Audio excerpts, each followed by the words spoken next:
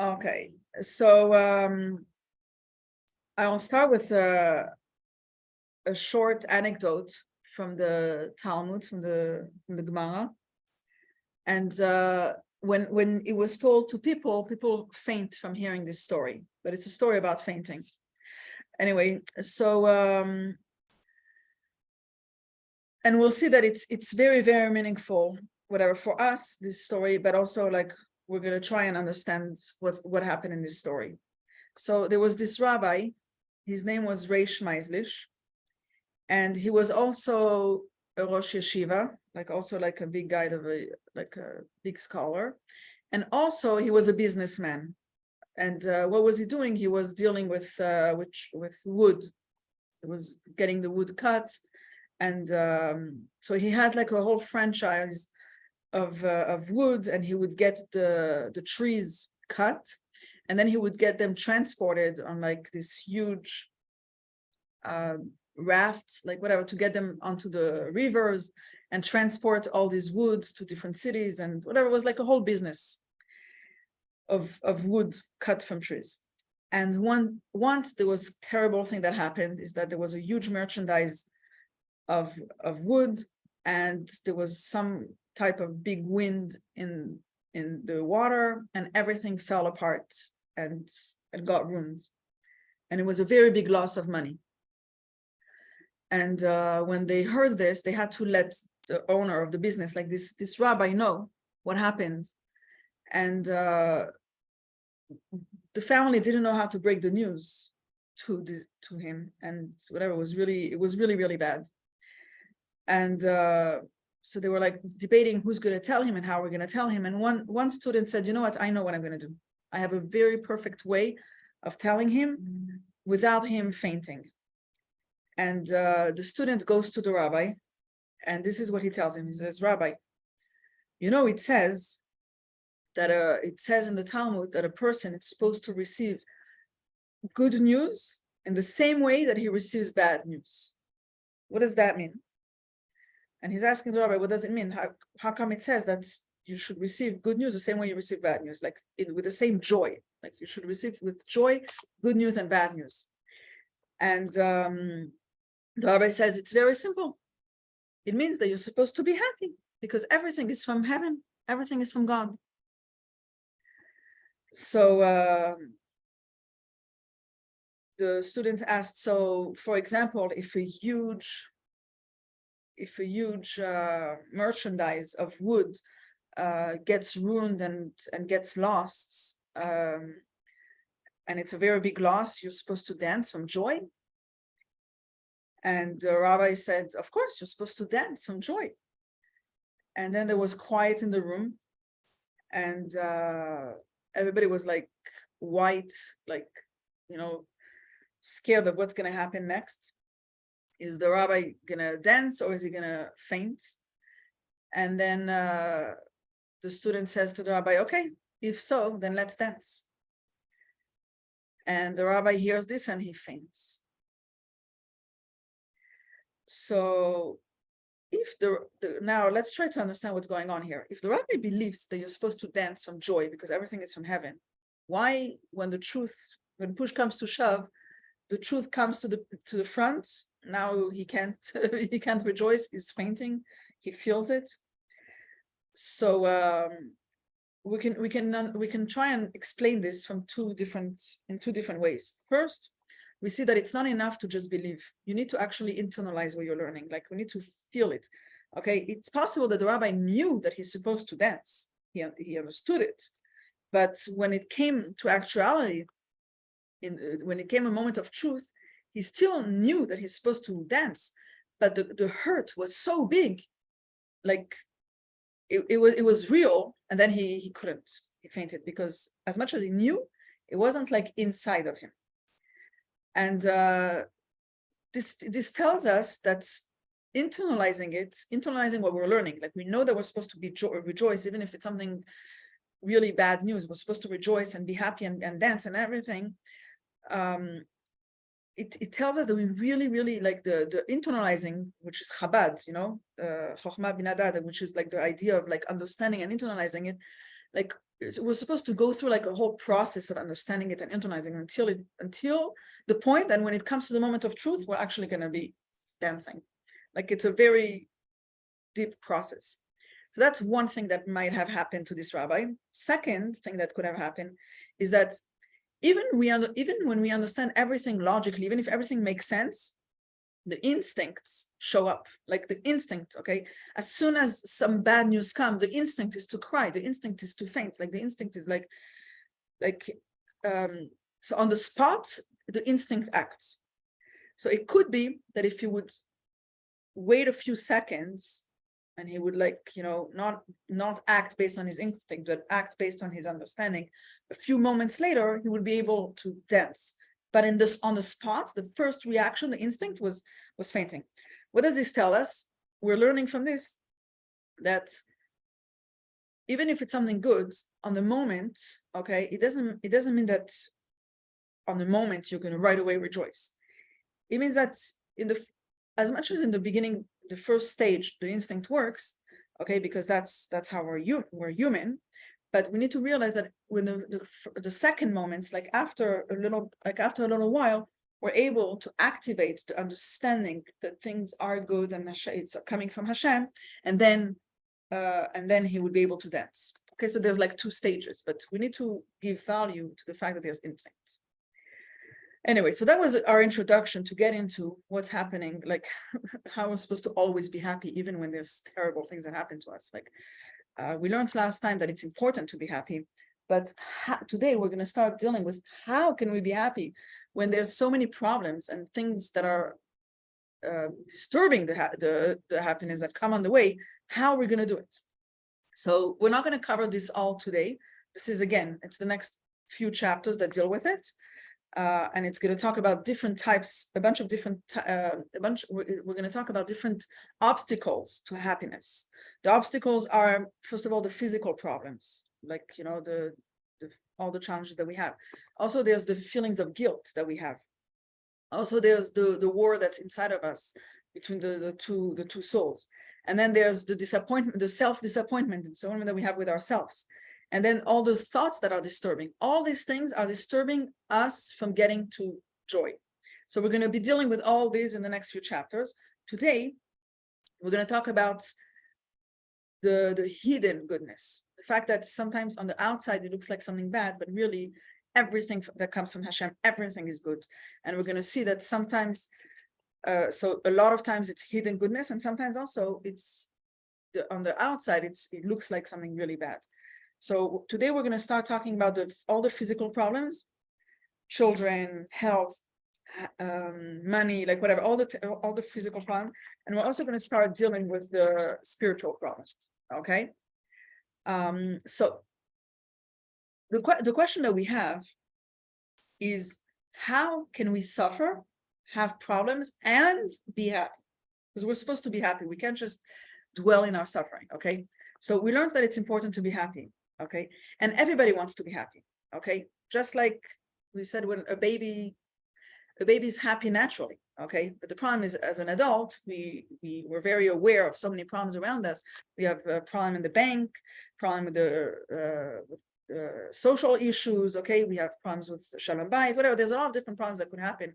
And how within all these problems can we be happy? So, do you think, let me ask you, let's put a question to you. Do you think we can be happy when there's a problem? And then how?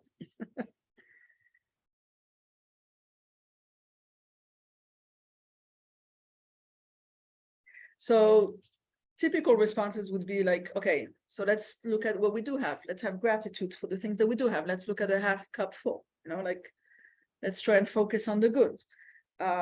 Maybe let's try and listen to happy music, let's disconnect from the reality and, go out into nature and enjoy something, But generally what we do is that the way we try to be happy while we have so many problems is that we run away from the problem. Okay. But the truth is the problem is still there. If you're like, okay, let me put aside the problem and now I'll be happy, but the problem is still there. Like you can put happy music and and dance, but the problem is still there. Like you finish dancing and the problem is right there, like, and you're right back into your sadness. So the right way to be happy is to be happy with our open eyes, with the reality in front of us. Look at the problem with your open eyes. Don't run away from it and still be happy. So how is that possible?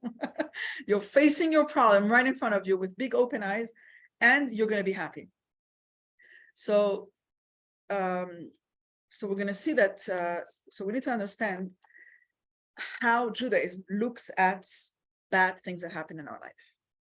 And this is the part of the Talmud that we mentioned earlier in the story, and we're going to bring it up here. And and then you will see the Alter Rebbe brings it, and we'll learn from this very well. And what does this part of the Talmud say? How does the Judaism tells us to look at a problem or the bad things? The Talmud tells us, listen, when you have something bad that happens, you need to bless it the same way you bless the good. Like if something good happens, thank you Hashem. Something bad happens, thank you Hashem. What does that mean? So it says that when something happens, there's a blessing called Hatov V'Ametiv. That Hashem is doing good. And the same way, if something bad happens, we should also say Hatov V'Ametiv. But the thing is, it says, but that's, and at the same, so on one hand, it says you should bless in the same way something good and something bad. But then right after that, what does it say? It says that when you hear good news, you should say Hatov V'Ametiv. And when you hear bad news, you should say Baruch Dayan Ha'emet.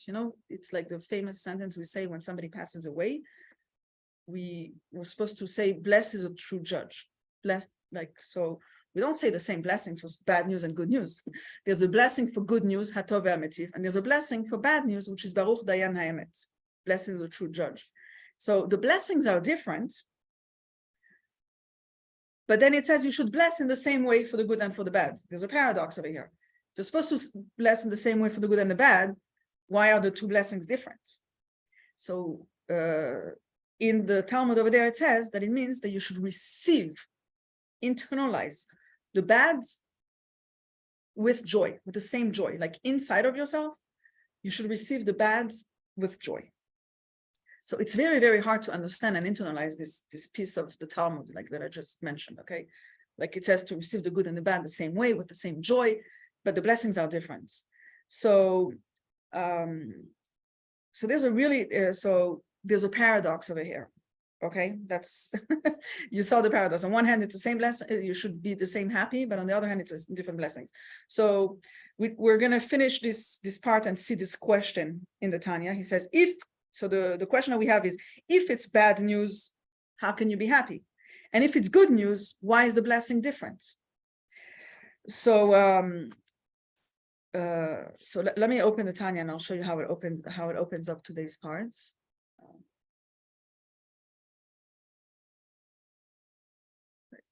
It's right here.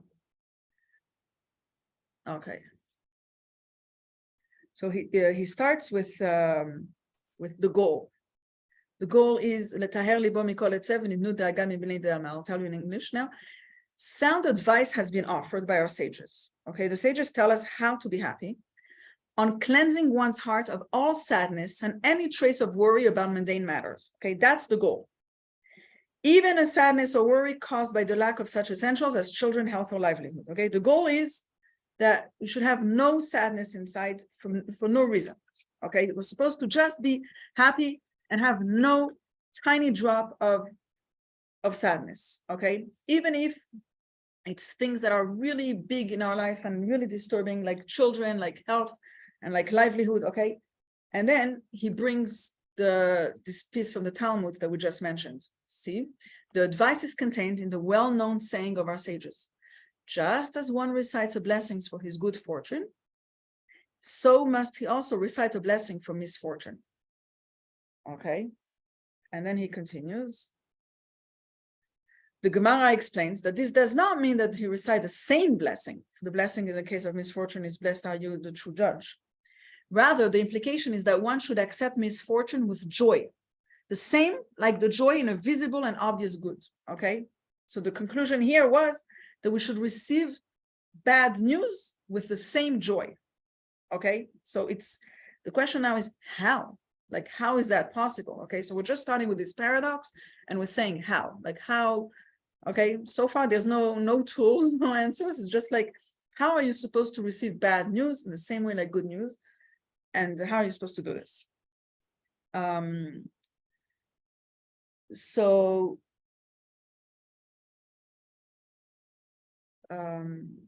Okay, so there's two premises to answer this question: how to be happy with the bad, like how to rejoice when you have bad news.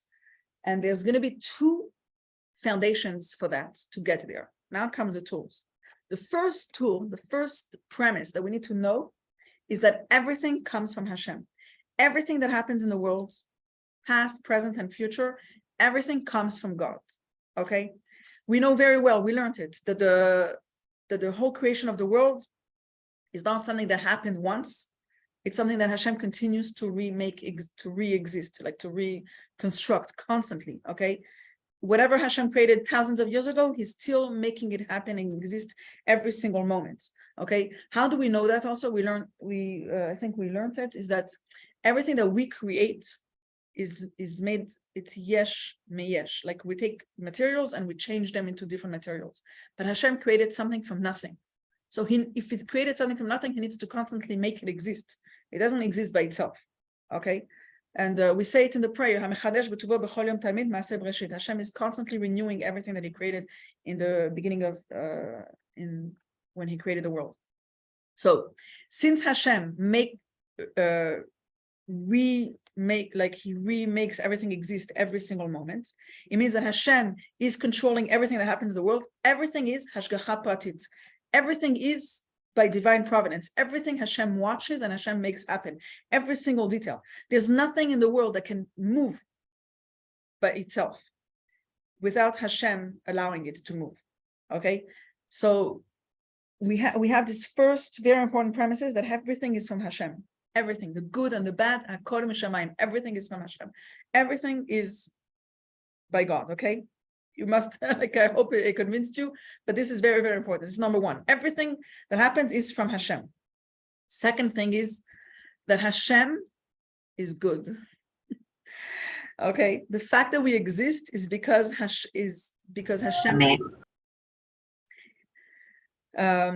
It says that the nature of good is to make it good. Like Hashem just wants everything to be good. Okay, the reason Hashem created the world is to bring good to the creations. Okay, like to bring goodness. Okay, besides from the fact that Hashem is good in general. Okay, in terms of the Jews, of Jewish people, Hashem likes us. He loves us. He says, like there's a lot of mention in the whole, the whole Tanakh, how Hashem likes us. Okay, Hashem is going to take care of us like, like a father and a child. Okay, and when you like somebody, you're going to do only good to him. If Hashem loves us, he's only going to do the good to us. Like he has no reason to be bad to us, like parents and children. He's there for us, he loves us, and he's going to do only good to us.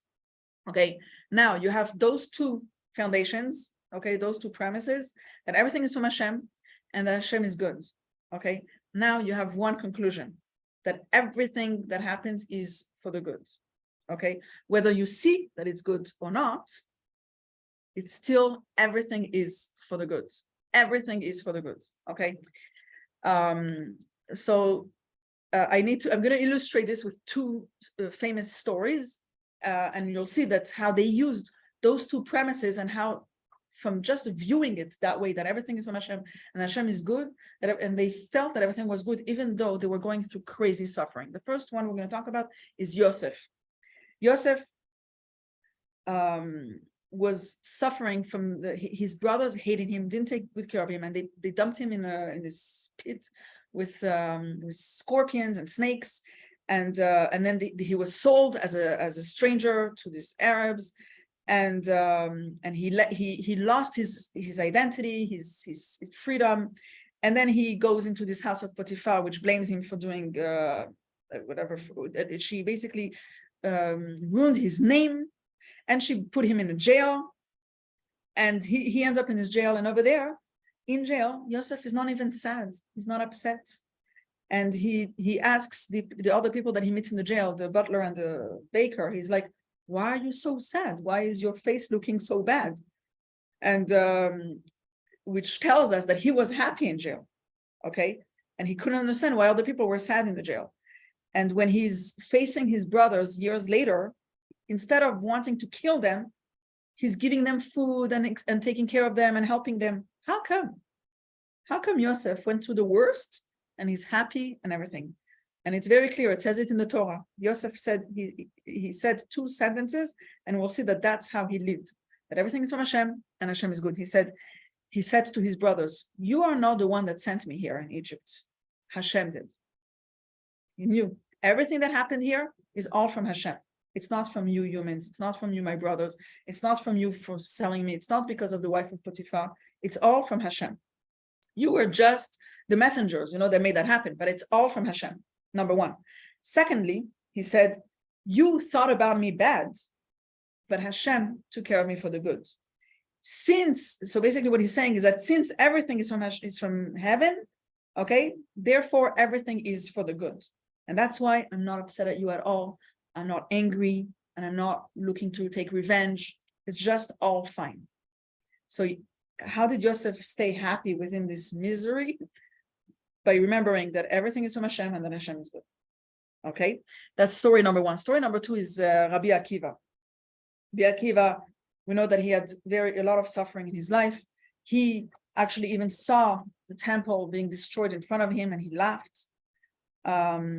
But the famous story is, actually, I have illustrations for the story. It's a very, very beautiful story. Rabbi Akiva went with, I don't have a very good, perfect picture. But anyway, bottom line, Rabbi Akiva was traveling. He was traveling with this donkey, this rooster, and a candle. And he was going, like he was in the dark, whatever, he was traveling through the forest and everything. And at some point he needed to stop and rest for the night. He asked people to host him for the night. And he asked one family to host him for the night. Everybody said no to him. He couldn't stay anywhere for the night. This whole city was bad people, and nobody agreed to host him for the night. So he was left in the forest. And the rooster was there to wake him up on time. The candle was there to give him light so he can continue to study Torah. And the donkey was to carry all his stuff and travel, if I'm not mistaken. Anyway, what happened was he gets to the forest, rests, and there was a big wind, and the candle gets burned down, and a cat comes by and grabs the rooster, and there was a lion that came and took the donkey. So he was left with nothing. It was the misery of misery. He had nowhere to sleep. No one hosted him. And he lost everything that he had. He lost his rooster, he lost his light, and he lost his donkey. He lost everything. And he said, everything Hashem does is for the good. In the morning, what happened was that there were a bunch of here you can see what happened, the lion and all the bad things that happened. In the morning, what does he find out? That there was a bunch of bad people, I don't know how to call them, that came to destroy the whole city. The whole city that didn't host him, they were destroyed by all these bad people. Not just that, these bad people also came after that to the forest. And if there would be a candle, or there would be a rooster, or there would be a donkey, they would find him. But because the rooster was gone, and because the donkey was gone, because there was no candle, they didn't even spot him, and nothing happened to him. He woke up sane and safe, thanks to all these stories that happened to him. So he knew that everything was for the good. Okay, you see, he's thinking that all these things, if he would have them, he would get caught. But the reason he wasn't caught is because Hashem saved him. Okay, so all these things that seemingly looked very, very bad for him were actually all for the good. So what do we see here? He went through the worst, and he said, number one, everything that Hashem does, he knew everything's from Hashem. Okay, he knew that the fact that nobody wanted to host him, and all these things that happened, he lost his rooster, his donkey and his light, everything's from Hashem. And he said, also, it's all for the good. He knew that everything is that Hashem is going to do everything for the good. And Hashem did all this to save him. Okay. So we understand those two premises, very important tools. Okay. Everything is good. I mean, everything's from Hashem and Hashem is good. Now, the question is, if everything is so good, okay, if everything, like all said and done, everything is so good, why does it feel? Why does it look bad? Why does it feel so bad? Why does it look so bad? And the Alter Rebbe is coming to explain to us that there is revealed goodness and there is hidden goodness. Okay, so there's goodness that we can see and it feels good and it's all nice and good. And then there's the good that we receive it as something that's disturbing and that's hurting, and we can't understand why it's good. It doesn't look good because the good is hidden. Okay, so how can something be bad in our eyes, but in reality, in essence, in hidden, it's really good? How can that be? So there's a lot of things there's a lot of different ways that we can explain it, like different ways that we can see how really in the end we're going to see that it's good. Sometimes we don't see it right away, but we can see it later. Sometimes we don't see it, but there's always a hidden good. Sometimes right now I'm going through something bad, through a challenge, but it's saving me from a much bigger challenge later. That's one possibility. Sometimes a challenge now is basically meant to open a new door. Because this door is closing, it means that I'm going to see the new door opening. Like sometimes you don't see it right away, but it's going to come. Sometimes when we suffer so much, we reflect on our neshama and we're like, 1 second, why is this happening to me? Maybe I should become a better person. And we reflect and we become a better person, and we're breaking our ego, like we're reflecting on ourselves. Sometimes when something terrible happens, we start to think about the meaning of life. We start like looking out for like new ideas, new solutions, it wakes us up to different things. Okay, so a lot of things could happen. That's why sometimes even if it's bad, it actually is good. Even if it looks bad in our eyes, it actually is good. Okay, this doesn't mean that we always should look at all we should find good in all the problems. Okay, it's just that we need to believe and we need to know that everything is good. It's just in this, like in the stories that I told you, things are bad and you know that inside there's something good. There's a reason for it. Hashem is doing it because there's a hidden goodness in there. I just want to mention, when you say have a happy new year in Hebrew, we say Shana Tova U'Metuka. Why do we say Shana Tova U'Metuka? Because we're like, of course it's going to be Shana Tova. If Hashem is good, of course it's going to be a good year. But it's not like Hashem is good. It's only going to be, you're only going to have a good year, but we want it to feel sweet also. It's good, of course, but it should also feel in our eyes and feel in our heart and actually experience it as something good. That's why we say it should be a happy and sweet new year. So it should feel sweet. Okay, so we understand that there's the revealed good and there's the hidden good. Okay, something bad is really hidden good. Okay, hopefully you're all with me. Now, the next thing is the Alter Rebbe is going to tell us something even better, that the hidden goodness is higher and better than the revealed goodness. So let me explain this with an example. Sometimes you have the grandparents that take care of the grandchildren and they give them lots of treats. And all the grandparents do is they give candies and presents. Okay. My mother comes and my kids know her only as like the mother, the lady that will give them presents and chocolates and candies. And a parent, we don't only do that. We also punish. We also tell them it's time to go to bed. It's time to do your homework. It's time to do this. And we also sometimes we have to be strict with them. Like we don't only, give them candies. And what does this tell us is that it doesn't mean that a parent loves the child less than the grandparents. The parents love the child more. It's mine. But it's because we love them more. That's why sometimes we have to also be strict. So really the way we behave with a child is because the love is much deeper and much stronger. That's why we have to behave that way. And it's the same thing with with Hashem. Hashem loves us. Hashem wants the best for us. He's like a parent, but he's gonna not always everything is gonna look sweet like grandparents or like an aunt and uncle or whatever giving those candies, because he needs to put us into place and he needs to educate us and he wants the best for us, but he's gonna do it in his way. So sometimes it's gonna seem that way. Okay, so everything I said now with the two premises of everything is for the good and everything's from Hashem. No, that everything's from Hashem and Hashem is good, which means that everything is good. And the idea that that all the bad that we see is really hidden. It's hidden goodness. And then he's going to tell us that the hidden goodness is better than the revealed goodness. And there's another idea that he's going to tell us is that the name of Hashem is Yud. The real name of Hashem is Yud Hey and then Vav Hey. There's 4 letters. You for sure heard this already.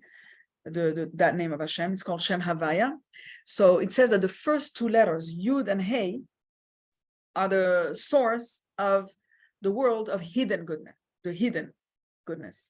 And the last 2 letters are the world of whatever's revealed. So there's a pasuk that says Asher Gever Asher Tiyasenuva, that which means that all the suffering is basically coming from the hidden world, because it's really good, but it's coming from the Yud Hey, from the hidden world. And it's you'll see the sentence in front of your eyes and you'll understand what I'm saying. Like you'll see it for yourself.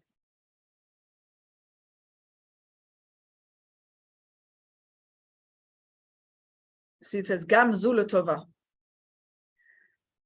Okay, Ki Gam Zu L'Tova, for it too is for the good, except that it is not apparent and visible to mortal eyes, for it stems from the hidden spiritual world, which is higher than the revealed spiritual world, whence derives an apparent and revealed good. The latter emanates from the letters Vav and Hey of Havaya. Okay, so whatever is revealed is the 2 second letters, the Vav Hey. For the 4-letter divine name composed of the letters Yud, Hey, Vav, Hey, while the former derives from the letters Yud and Hey. So here, look at the sentence. Ashrei HaGaver Asher Tiyasrenu Ya, the Yud, Hey. This also is the meaning of the verse, happy is the man whom you, God, chasten, okay, which is suffering. A person that's suffering is going to be happy because that's from the hidden world. The Yud Hey means that it's from the hidden world. Since the verse speaks of man suffering, only the letter Yud and Hey are mentioned. See, when it's using only the first 2 letters of Hashem's name in this sentence. You see the Yud Hey? It's because when you talk about happiness from suffering, it's because it's hidden. It's from the hidden world, from hidden goodness. Okay. Now, so we understood till now 2 things. That the bad is really good. Okay, it's really coming from a good place. And we also understood that the hidden goodness is higher than the revealed goodness. Okay, that's clear so far? So now we have a question.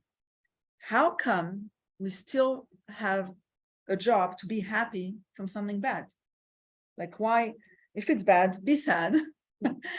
Okay, it's very nice that it's hidden goodness and that it's good, but why do I have to be happy? If it's sad, if it's hard, I can cry. I can faint like the rabbi that fainted. Why are we meant to be happy and rejoice? Okay, it's fine if we tell us, okay, just realize that it's hidden good, understand that it's hidden good, okay, and you understand with logic that it's really good, okay, but you're talking about feeling happy. We're required to feel happy. Feeling happy is a revealed emotion. It's like, actually, like you have hidden goodness, but you're supposed to act like you're actually happy. So you're going to have revealed happiness if you actually have revealed happiness, but hidden goodness and be happy, like when it really in our eyes it's something bad, it's very, very hard. And that's why the Torah says, for something that's bad in your eyes, don't say Hatov v'Ametiv. For that, say Baruch Dayan Ha'emet. Say blessed the true judge. That's why the Torah says you should have a different blessing. okay? Because Hashem realizes that you can't take it the same way. Like it's hard to rejoice completely when something is bad. But as much as we understand that it's something bad and we're supposed to say, blessed the true judge, how are we still supposed to be happy? Like we're still meant to be happy with bad news. So the Alter Rebbe says that within the hidden goodness, there's something that's going to cause the person to be happy. By seeing the hidden goodness, it's going to cause and bring happiness. So we said that the hidden goodness is higher than revealed goodness, yeah? Something that's when it looks like bad and it's hidden goodness. Okay, so what happens there is that when you realize that it's coming from a higher place, it means that you're actually closer to Hashem. You're actually more like connected to Hashem, because Hashem is revealing himself to you from a higher place. Hashem is doing something to you from a higher place. Hashem is causing more closeness with you when he's giving you some goodness from his hidden world, not from the revealed world. So the fact that now we're going to feel closer to Hashem because I know it's coming from a closer place to Hashem, that it's higher, okay? The hidden goodness is higher. So I'm receiving hidden goodness from Hashem, which means that I'm higher and closer to Hashem. That closeness is meant to bring us joy. The being closer to Hashem is meant to bring us joy. So on the other hand, one second, I'm in the middle of suffering. I'm in the middle of seeing bad. Like it hurts. I'm sad. But the Torah tells us, one second, as much as it's bad, I want you to realize that while it's bad, you are receiving more love from Hashem. You're receiving a higher love from Hashem. So you should rejoice in the hidden love, in this hidden goodness, okay? Because don't look at the bad thing that's happening to you. Look at the closeness to Hashem. From the point of view of the closeness to Hashem, that we're getting closer to Hashem, from that point of view, then you can rejoice more. I'll give you an example just to illustrate why is it better to get closer to Hashem, but then I'll go back to us human beings, because I know I'm talking like from another level. But like if a rabbi, like if a teacher is going to teach the child on a child's level and use very simple words and very simple, and he's going to explain something that's on the level of the students doesn't become higher, like the student stays at its level. But if the teacher is coming with like much more complicated explanation that the child can understand, but he's going to come from like and bring something extra special from his level, then he's really revealing himself more and bringing up the child. And that's really what's happening with Hashem. He wants to bring us higher. So he's not going down to our level. He's showing himself from his level and bringing us higher to him. That's in a way a little bit of what's happening when Hashem is revealing himself to us from a hidden goodness, from when he's doing something good to us from the hidden world. Okay, so what we said till now is that hidden goodness is higher, and it means that we're getting closer to, we have a bit more closeness with Hashem from that revelation of hidden, like from what Hashem is doing to us from the hidden world. Now, for us, human beings, you're going to tell me, one second, I'm suffering right now, something terrible is happening to me, and you're telling me to be happy even while it's hurting, like because I'm closer to Hashem. Like it's very, very hard. So we need to remember that we have a neshama, and we have a neshama, and that's because we have a neshama, and because we have a piece of Hashem inside of us, we can still be required to feel a certain bit of excitement from getting closer to Hashem. Like something, okay? I'm not saying like to that level of being rejoicing all the way. Like I'll give you some more, like the next part will tell us more how we're reaching it. But because we have a neshama, we are able to be required to feel a certain closeness to Hashem when we get this hidden goodness on Hashem. Now, the Alter Rebbe is going to add something more, which is really powerful. And that's what I like. He says, joy has a higher value. Like there's an extra value over here. Is that when we have joy, it's going to sweeten the laws around us. The situation that's happening is going to feel better when we rejoice. So it's very possible that the situation, okay, is going to stay hidden, okay? The goodness is hidden, okay? inside there's goodness, but right now I'm not seeing it. Right now I'm just experiencing the bad. Okay. But when a person is experiencing this bad and still he's experiencing this bad and he's going to be happy on the outside, he's going to express happiness. That happiness is going to bring out the good, and you're going to be able to see the good. Look at the stories that we just said. The stories that we said is that by them being happy, by them realizing that it's for sure from Hashem, they were able to see it. Like the more you're happy, the more you're seeing that it's from Hashem.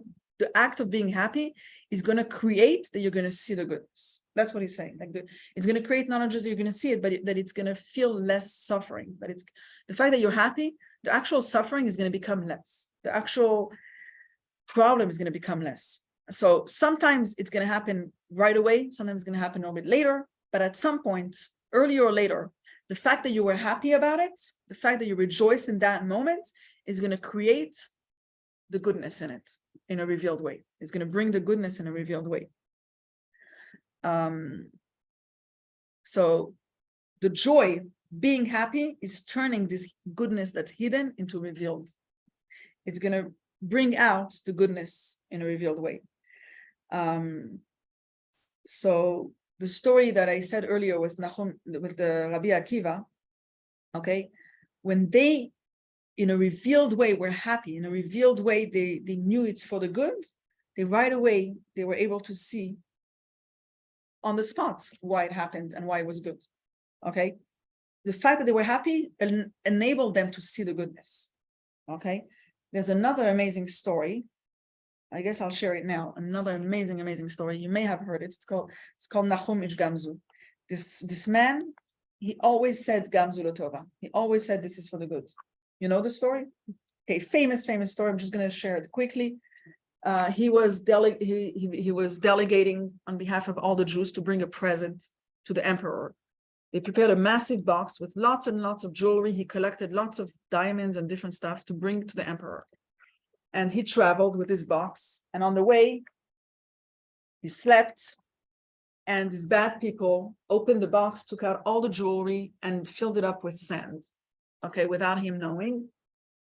And he arrives to the emperor, and he brings this beautiful present he thinks that it's jewelry, but the king opens it and sees this sand. And this Jew, Nahum, was horrified. He couldn't believe his eyes, but he said, Gamzu Lotova, this is for sure for the good. And the king was very mad. And Eliyahu Hanavi showed up and said, 1 second, this sand is miraculous sand. This sand is actually, it can save you. And if you throw this sand, it turns into those arrows and you can win the war with it. Anyway, they're magical. It's like magical sand. And Hashem made that miracle on the spot because Nahum was not worried for a second. He saw this happen in front of his eyes, said Gamzu Lotova, and Hashem brought the miracle right in front of him that this sand became miraculous sand and turned into arrows. Okay. And then the king was very thankful and sent back also a lot of money for all the Jews in that city. Anyway, the story ends very, very well. But if on the spot we're rejoicing, on the spot we're happy, if on the spot we're expressing joy and we believe that it's all for the good, on the spot we can see, like it brings out the goodness on the spot, like in a revealed way. That's the idea. So let's look at all this in the Tanya. The Alter Rebbe says why we should be happy even when we're suffering, okay? Because it brings the closeness to Hashem, it brings the love from Hashem in a closer way, because as we just said earlier, the hidden love is higher than the revealed love. And it's going to say that when we're happy within the suffering, okay, it's like we're bringing out the hidden goodness and changing it into revealed goodness. It's helping us reveal the goodness over here, okay? And so let me show it to you in the words of the Alter Rebbe.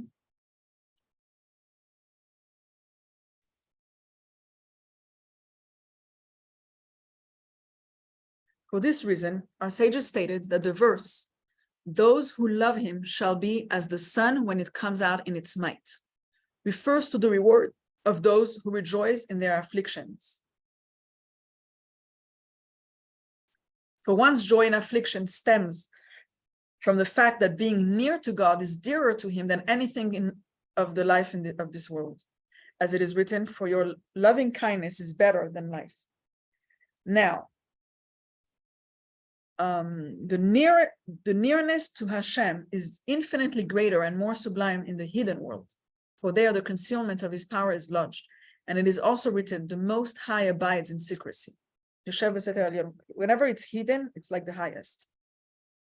Therefore, he is found worthy of seeing the sun emerging in its might in the world to come, when the sun will emerge from the sheath in which it is hidden in this world and will then be revealed. So he's basically saying that when you rejoice, you're bringing out the sun in a revealed way.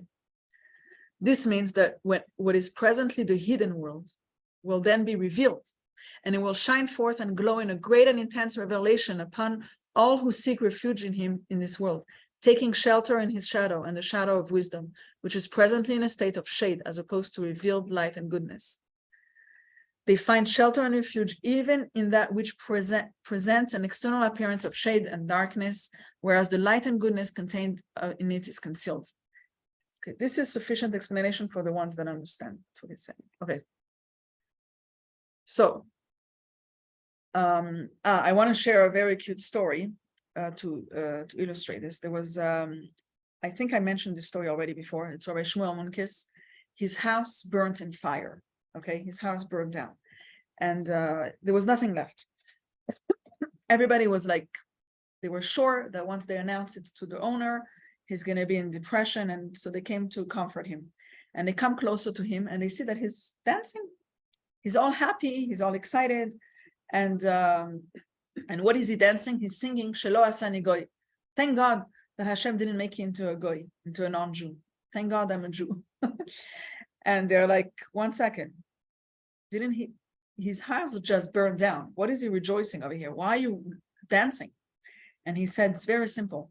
When I see this burnt house, I was thinking, if I would be a non-Jew, I would have inside all my gods would be burnt in there. those wooden gods and those like all these like, you know, all these things inside, everything got burnt, and then I would have nothing left to myself. Everything would be like my whole life would be burnt with the house. But since I'm a Jew, I still have a God. Things are burnt, but my God is still here, and thank God I'm a Jew. So we have a very strong lesson from this story, very, very strong. We all have a God, like a type. We have different types of God.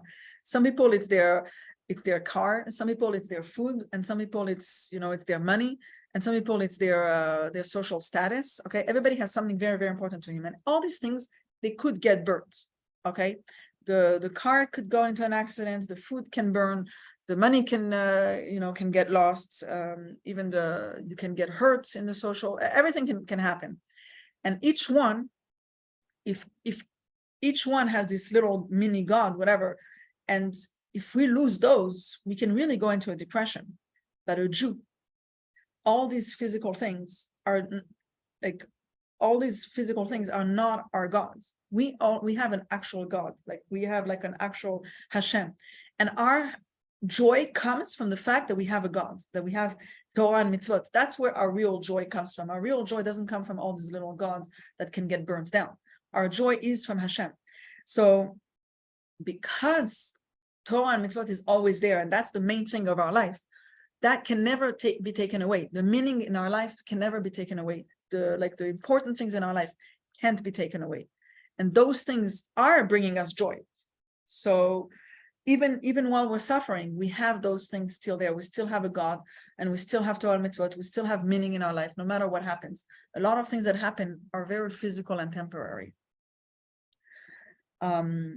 So that was one lesson I wanted to say. Now, we spoke a lot until now about all the physical problems and how to deal with them. Okay, hopefully we got the tools of realizing that it's from Hashem, realizing that Hashem is good, and realizing that the hidden goodness is actually better than revealed goodness. And by rejoicing during the hidden goodness, we can, first of all, it brings us closeness to Hashem, and also by rejoicing during the problem, we can see the goodness in it faster.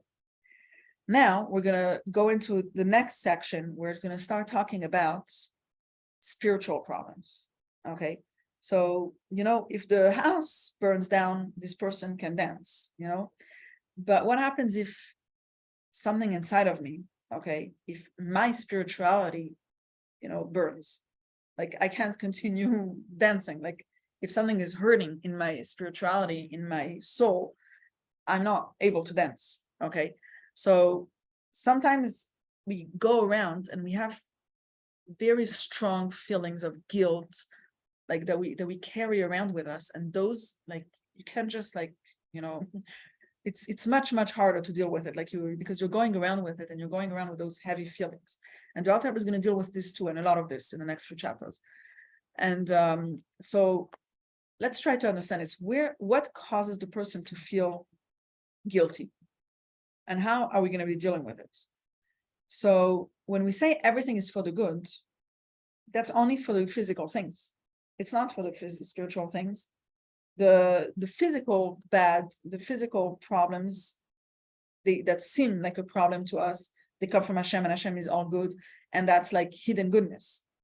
But when a person is transgressing a mitzvah, and we're sinning, okay, and we do something that Hashem doesn't like, we're doing something that Hashem considers bad, so considers as a disconnection, okay, all this, that's actual bad. That's actual, it's real bad. It's not like revealed bad, hidden bad, it's bad, okay? That such bad things can't bring us to joy, because we can't say to ourselves, oh, that bad was meant to be and it's good. No, it's real bad. So we're dealing with another category over here.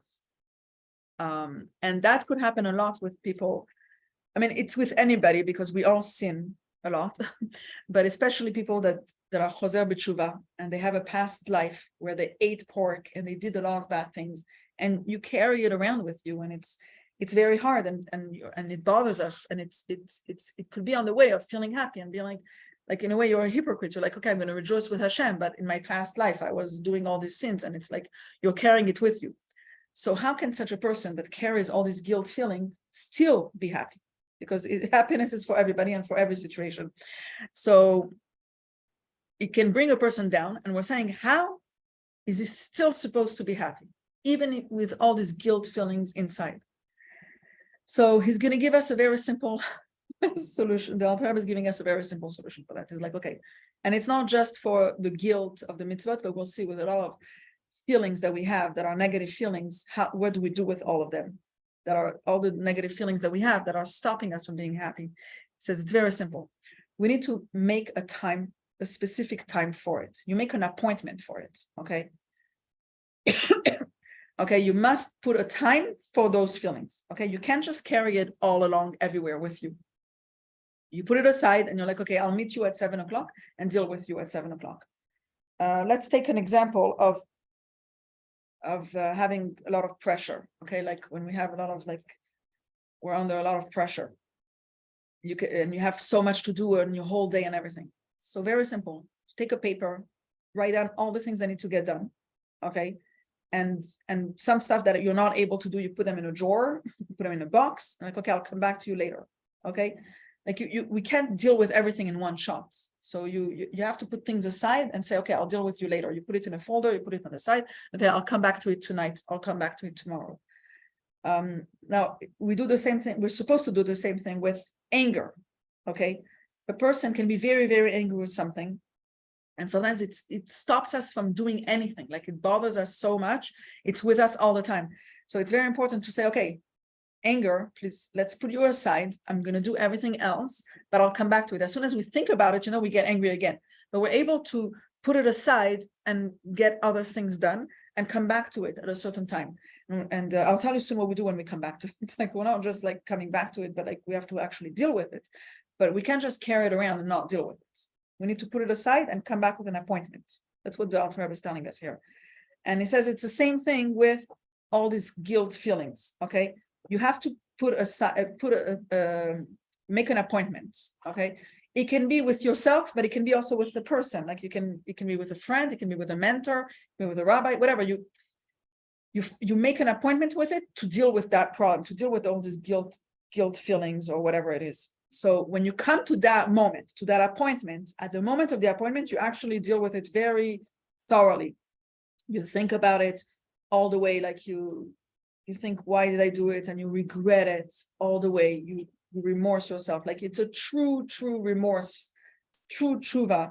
And you figure out, how can I fix it? I'm gonna try, and like there's different things have different ways of fixing it.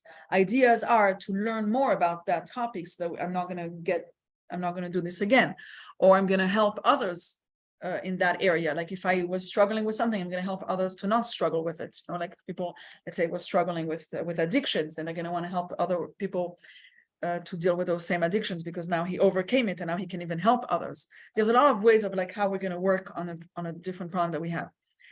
And then the Alter Rebbe says, after you made that appointment and after you dealt with it completely, then you need to believe completely that Hashem is forgiving you. Like once you actually got at, like made that like this specific time for it, and really did proper tshuva and really figured out exactly how you're going to deal with it, it's done. You finish the appointment, it's over. Like, okay, of course you're going to do what you have to, but it's like you have to really believe that Hashem forgave you. Okay, and outside of those appointments, you should not feel guilty. You should not feel all these negative feelings. Okay, you shouldn't be sad. You should be happy. Like you shouldn't carry it and drain yourself from it. That's the idea. So you're going to see now. We're going to see how the Alter Rebbe says, and here's how he explains it. He says, when you deal with problems on a spiritual level, okay, you need to take away that sadness or that depression. Okay, and he says why. He says now he's going to differentiate between sometimes this sadness of guilt can come during your service of God, while you're praying or while you're learning Torah, okay? And that's a problem because it says that you're supposed to serve Hashem with joy, okay? So for sure, you shouldn't be sad while you're serving Hashem. Now, sometimes the sadness and depression will come while you're doing mundane things, like not serving Hashem, while you're working, while you're cooking, and you're going to feel those guilt feelings and all that, and they're going to disturb you. When that happens, he says it comes from the Yetzer Hara, for sure. Because what is the Yetzer Hara doing? He's trying to disturb you and make you weaker and weaker so that you should fail and fall into more and more traps. So the Yetzer Hara knows when and how to catch you. But if you feel those guilt feelings in mundane things, that's like, for sure you should be aware of it and realize that it's coming from the Yetzer Hara. And it says, how should you deal with all these problems that come, whether it's during service of God or not during service of God? You need to make an allotted, like an appointment, a specific time for it, and deal with it fully. And right after it, you're done. You believe Hashem forgave you, and go to a zone of happiness. So let's look at it in the Tanya.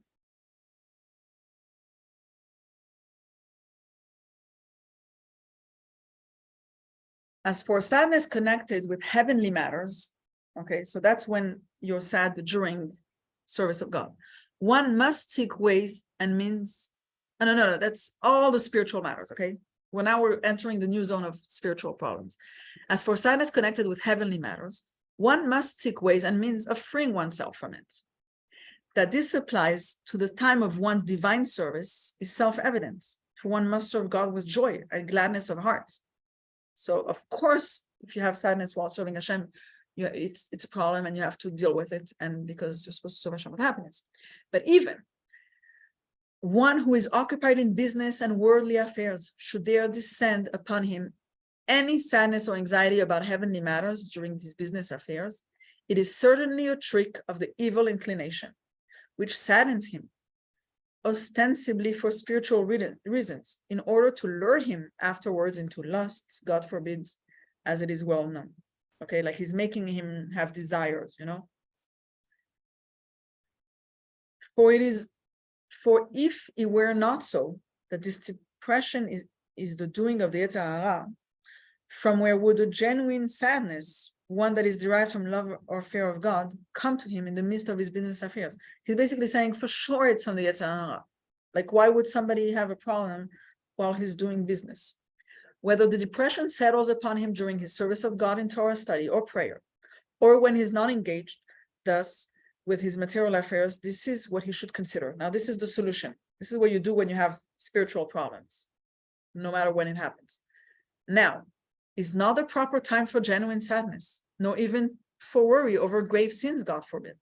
For this, one must set aside opportune times when the mind is calm to reflect on the greatness of God against whom he has sinned, so that thereby his heart will truly be rent with genuine bitterness. Okay, so that's like the appointment that you have, you do it like properly.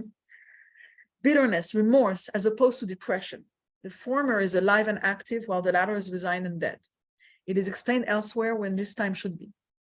There, it is also explained that immediately after his heart has been broken during those appointed times, he should completely remove the sorrow from his heart, and he should believe with perfect faith that God has erased his sin and that he pardons abundantly. This knowledge that God has surely cleansed him of his sins is the true joy in God, which follows the sadness as explained above, that the virtue of sadness lies in the joy to which it gives rise. Clear? That's what we should do with spiritual. I think it's very, very practical tools we have here. So to summarize what we learned today, we talked about physical problems, okay? How to deal with physical problems like children, health, livelihood, okay? All these, we need to remember that the bad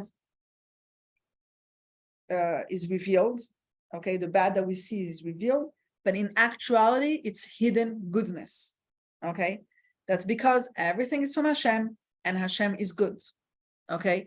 And everything, which means that everything is good, okay? And we also learned that hidden goodness is higher than revealed goodness. And then we spoke about spiritual problems. How do we deal with them? Like if we have remorse, like if we have sins that we did in the past, or we have bad thoughts that come and drain us or cause us depression in different areas, okay? Those are not hidden goodness. Those are actual bad, okay? They're actual bad, okay? But we cannot let them control our whole day. We are meant to be happy, okay? We're happy people. That's our goal. So how do we deal with it? We create an appointment. We have to allot a specific time for it. And when the specific time comes, we deal with it all the way, proper tshuva, deal with it. And then right away, we believe Hashem forgave us and we go right back into joy. We don't let that sadness or that guilt feelings drain us. Okay, so that's what we learned today. Now a little bit of a practical, very practical lesson from today. We learned that, okay, we have negative experiences, okay, all the time. We all have different problems in our lives, bigger, smaller, etc. We have people that hurt us. We have problems that come straight from above. Okay, we have different problems. We have anger problems. We have sadness. We have all these problems in our lives. How are we going to deal with it? When any of those problems arise, we got today very practical tools. And here's what we're going to do in our mind. First, we have 3 steps. Number 1, look at what happens, okay, and realize where does it come from. Is it coming from this person or is it coming from Hashem? Is it coming from my neighbor, from my grandmother, or is it coming from Hashem? Okay, and then we're slowly going to understand, like we have to really contemplate and understand that it's actually coming from Hashem, number 1. Second, Hashem is good, okay? We're going to remember that Hashem loves us and Hashem only wants our good. It's like a parent with a child. Sometimes it doesn't feel great, but he actually loves us and he wants our good. And we're going to understand that everything that has happened, okay, as hard as it is and as suffering as it is, in actuality, it's hidden goodness. It's good. It's good. We don't see it, but it's actually good for sure. And after we did those 2 steps, it's from Hashem. Hashem is good. Then we get to the step of joy. Okay. After understanding, okay, all these feelings, okay, that we have sadness, okay, we can have anger and everything. Our goal is to reach joy. Okay, we have to realize, like, and we actually have to physically, like, we have to have revealed joy, like we have to physically rejoice, physically dance, physically be happy, even within something sad. Because remember, if we act happy, it's going to help us reveal the goodness. The hidden goodness is going to become revealed. Like it's actually going to help us in the process. But our goal is joy. And hopefully those were very practical tools. And yeah. Oh, next time, what I want to tell you next week before I close down, we're going to talk about when we have spiritual problems. Okay, we said that we have to put aside a specific time. The problem is that sometimes we have problems that we require to deal with it right away. Okay, like sometimes it's something that's happening right now, like every moment, like something's bothering me. How can we rejoice on the moment when something is actually bothering me right now? So next week we're going to talk about rejoicing when there's a fight within us between the souls. Like while there's a fight and while this, how can I still be happy? Like while it's like really like in the moment.